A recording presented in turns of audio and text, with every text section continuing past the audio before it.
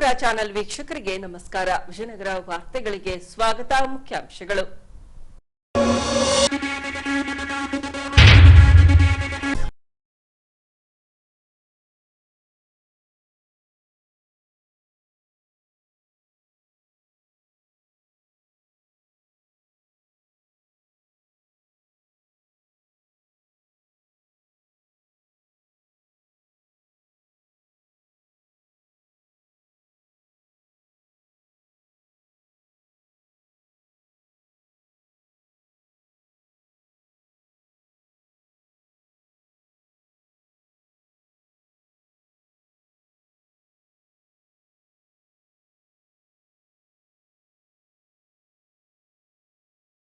ಸಹಾಯದಿಂದ ಶವವನ್ನ ಹೊರತೆಗೆದ ಪೊಲೀಸ್ ಇಲಾಖೆ.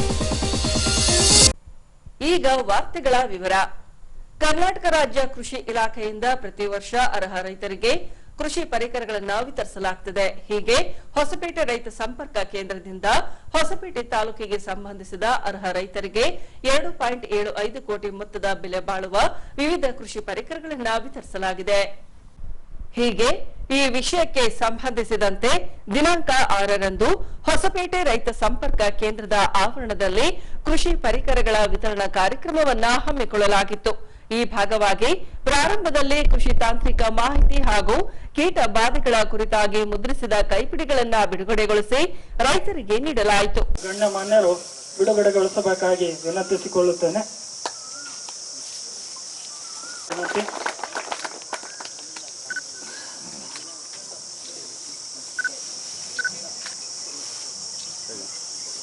ಬಳಿಕ ಶಾಸಕ ಎಚ್ಆರ್ ಗವಿಯಪ್ಪನವರಿಂದ ಸರ್ಕಾರದಿಂದ ಕೊಡಮಾಡಲ್ಪಡುವ ಕೃಷಿ ಪರಿಕರಗಳನ್ನು ಅರ್ಹ ರೈತರಿಗೆ ವಿತರಿಸಿದರು. ಬಳಿಕ ಮಾತನಾಡಿದ ಅವರು, ರೈತರು ಒಂದಲ್ಲ ಒಂದು ಸಂಕಷ್ಟಕ್ಕೆ ಸಿಲುಕುತ್ತಿದ್ದಾರೆ. ಹಾಗಾಗಿ ರೈತರಿಗೆ ಸರ್ಕಾರದಿಂದ ಸಾಕಷ್ಟು ಸೌಲಭ್ಯಗಳನ್ನು ನೀಡಿಕೊಂಡು ಬರಲಾಗುತ್ತಿದೆ. ಇನ್ನು ಈ ಭಾಗದಲ್ಲಿ ಕಬ್ಬು ಬೆಳೆ ರೈತರು ಯಥೇಚ್ಛವಾಗಿದ್ದು ಸಕ್ಕರೆ ಕಾರ್ಖಾನೆಯ ಅವಶ್ಯವಿದೆ. ಕಳೆದ ವರ್ಷವೇ ಸಕ್ಕರೆ ಕಾರ್ಖಾನೆ ಪ್ರಾರಂಭಿಸುವಂತೆ ಸಿಎಂ ರವರು ನನಗೆ ಸೂಚಿಸಿದ್ದರು. ಸ್ಥಳ ಹಾಗೂ ಹಣಕಾಸಿನ ಕೊರತೆಯಿಂದಾಗಿ ವಿಳಂಬವಾಗಿದೆ. ದಿನಾಂಕ 20ರಂದು ಸಿಎಂ ರವರು ಹೊಸಪೇಟೆ ನಗರಕ್ಕೆ ಆಗಮಿಸಲಿದ್ದಾರೆ. ಅಂದಿನ ದಿನದಂದೇ ಸಿಎಂ ರವರು ಸಕ್ಕರೆ ಕಾರ್ಖಾನೆ ಪ್ರಾರಂಭಿಸುವ ಕುರಿತಾಗಿ ಅಧಿಕೃತವಾಗಿ ಘೋಷಣೆ ಮಾಡಲಿದ್ದಾರೆಂದು ತಿಳಿಸಿದರು. ರೈತರದು ನಾವು ಭೂಮಿಗೆ ಯಾವಾಗ ದುಡಿತಾ ಇದೀವಿ, ನಮ್ದು ಕಷ್ಟ ಇರೋದೆ. ಅದು ಒಂದು ವರ್ಷ ಲಾಭ ಬರುತ್ತೆ, ಒಂದು ವರ್ಷ ನುಕ್ಸಾನ ಆಗ್ತಾ ಇರುತ್ತೆ.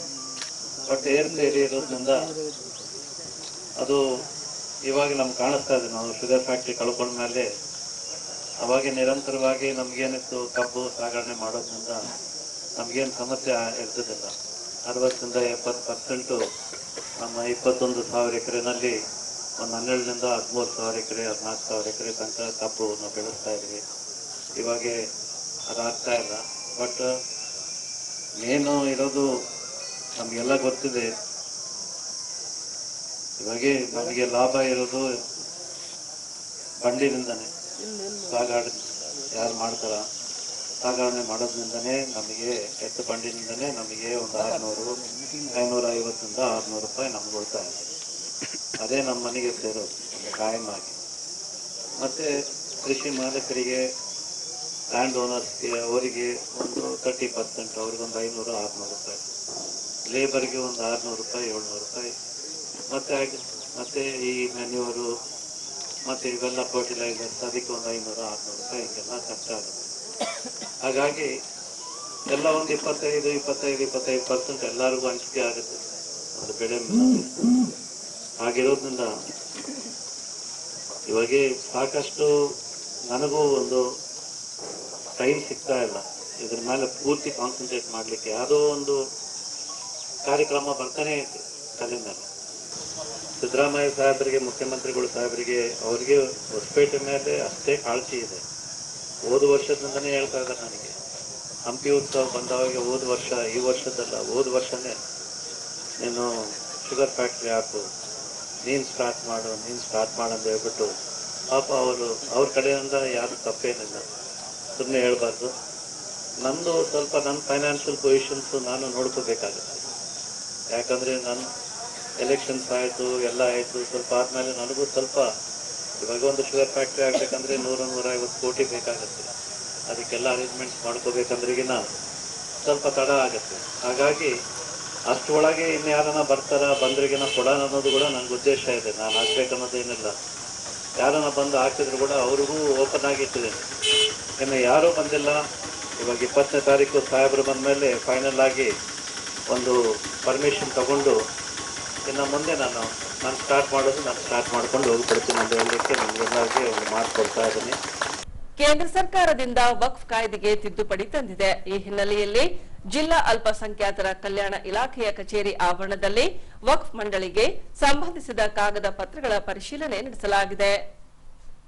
ಹೀಗೆ ಜಿಲ್ಲಾಧಿಕಾರಿಗಳ ಕಾರ್ಯಾಲಯದ ಅಲ್ಪಸಂಖ್ಯಾತರ ಕಲ್ಯಾಣ ಇಲಾಖೆಯ ಕಚೇರಿಯ ಸಭಾಂಗಣದಲ್ಲಿ ಜಿಲ್ಲಾ ವಕ್ಫ್ ಕಮಿಟಿ ಚೇರ್ಮನ್ ದಾದಾಪೀರ್ ಅವರ ನೇತೃತ್ವದಲ್ಲಿ ವಕ್ಫ್ಗೆ ಸಂಬಂಧಿಸಿದ ಕಾಗದ ಪತ್ರಗಳ ಪರಿಶೀಲನೆ ನಡೆಸಲಾಯಿತು.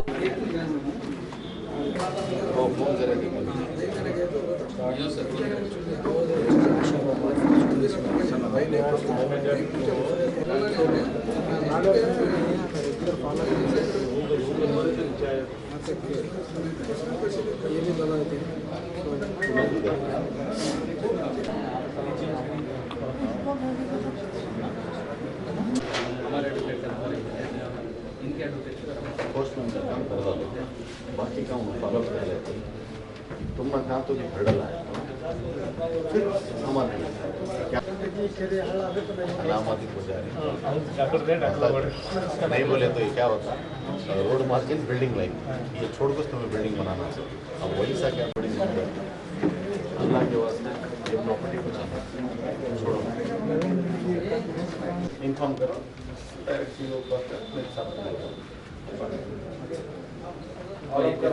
नहीं ये तो तुम्हारी ये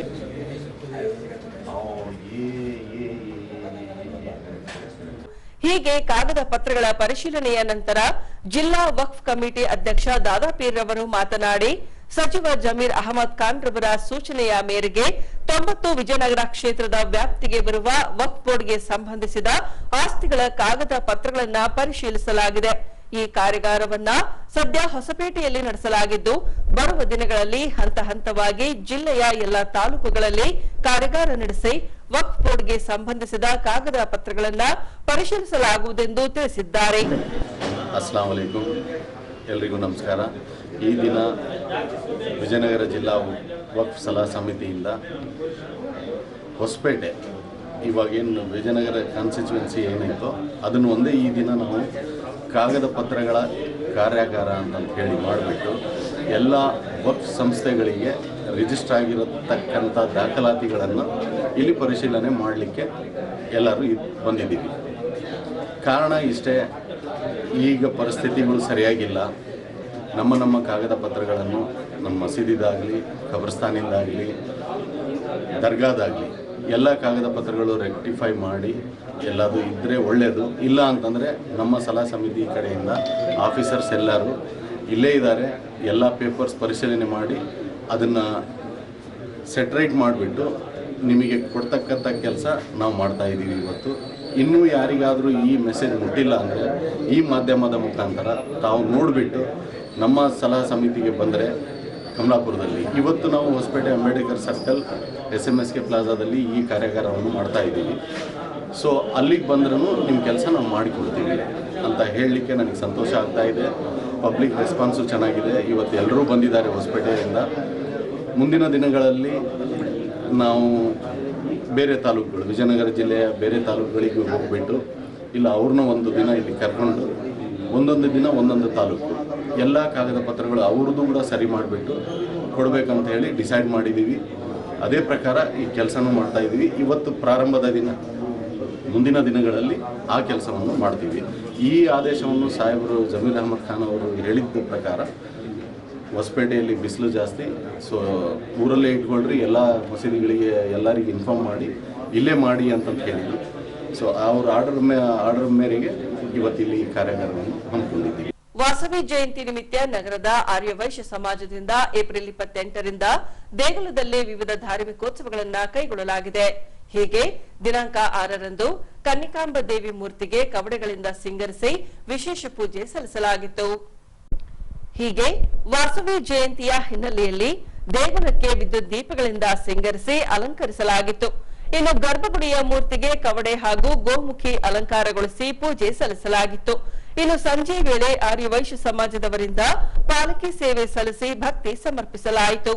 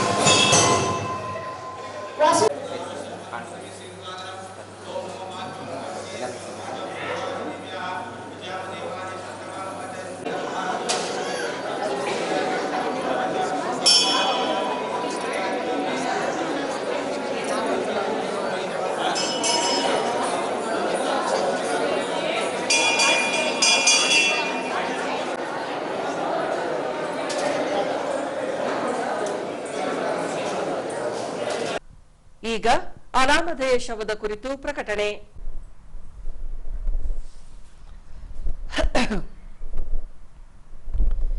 ದಿನಾಂಕ 6ರಂದು ಬೆಳಗ್ಗೆ ನಗರದ ಹಕ್ಕಬುಕ್ಕ ರಸ್ತೆ ಮೂಲಕ ಸಾಗಿ ಬರುವ ಬಸವಣ್ಣ ಕಾಲುವೆಯಲ್ಲಿ ಅನಾಮಧೇಯ ಗಂಡಸಿನ ಶವ ತೇಲಿ ಬಂದಿದೆ.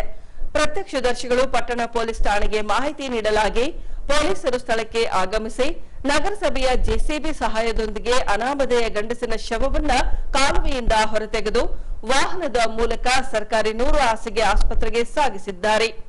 ಮೃತನು ಚೆಕ್ಸ್ ಉಳ್ಳ ನೀಲಿ ಲುಂಗಿ, ನೀಲಿ ಶರ್ಟ್ ಧರಿಸಿರುವುದು ಕಂಡು ಬಂದಿದೆ. ಈ ಕುರಿತಾಗಿ ಹೊಸಪೇಟೆ ಪಟ್ಟಣ ಪೊಲೀಸ್ ಠಾಣೆಯಲ್ಲಿ ಪ್ರಕರಣ ದಾಖಲಿಸಿಕೊಳ್ಳಲಾಗಿದೆ.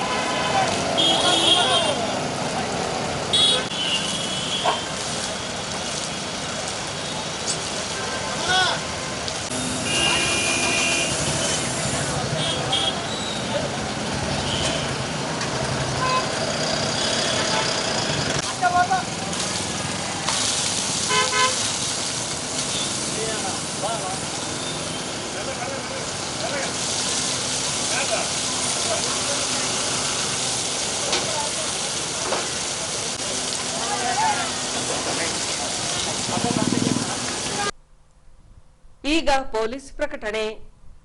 ಎಷ್ಟೇ ಹಳೆಯ ಬಂಗಾರವಿರ್ಲಿ, ಪಾಲಿಶ್ ಮಾಡಿದ ಮೇಲೆ ಹೊಚ್ಚ ಹೊಸದೇ ರೀತಿಯಲ್ಲಿ ಕಾಣ್ತದೆ ತಾಯಿ ನೋಡಿ.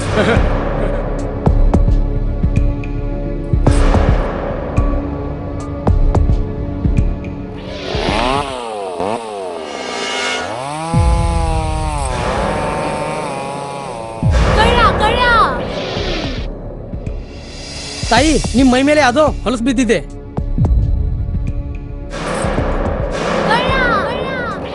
ಇಲ್ಲಿ ತಾಯಿ, ನಾನು ಪೊಲೀಸ್.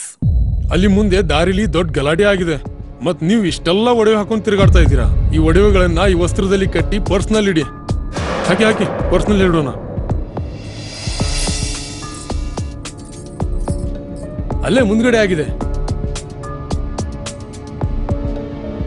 ಇದು ತಗೊಳ್ಳಿ ತಾಯಿ, ನಾನು ಬರ್ತೀನಿ.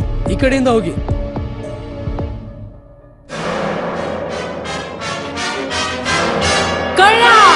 ಇಂತಹ ಮೋಸದ ಸಂಗತಿ ನಿಮಗೂ ನಡೆಯಬಹುದು. ತಮ್ಮ ಬೆಲೆ ಬಾಳುವ ಒಡವೆ ಆಭರಣ ವಸ್ತುಗಳನ್ನು ಎಚ್ಚರಿಕೆಯಿಂದ ಕಾಪಾಡಿ.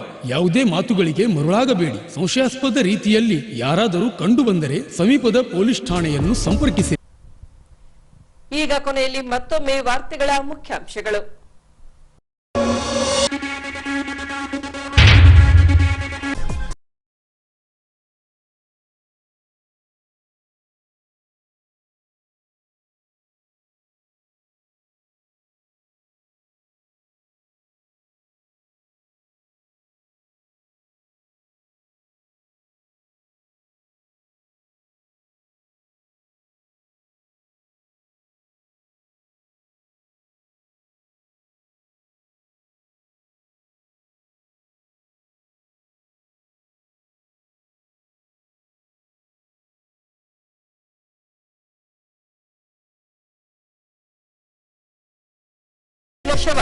ಜೆಸಿಬಿ ಸಹಾಯದಿಂದ ಶವವನ್ನ ಹೊರತೆಗೆದ ಪೊಲೀಸ್ ಇಲಾಖೆ. ಇಲ್ಲಿಗೆ ವಾರ್ತಾ ಪ್ರಸಾರ ಮುಕ್ತಾಯವಾಯಿತು. ವಂದನೆಗಳೊಂದಿಗೆ ನಯನಾ ಉಮೇಶ್.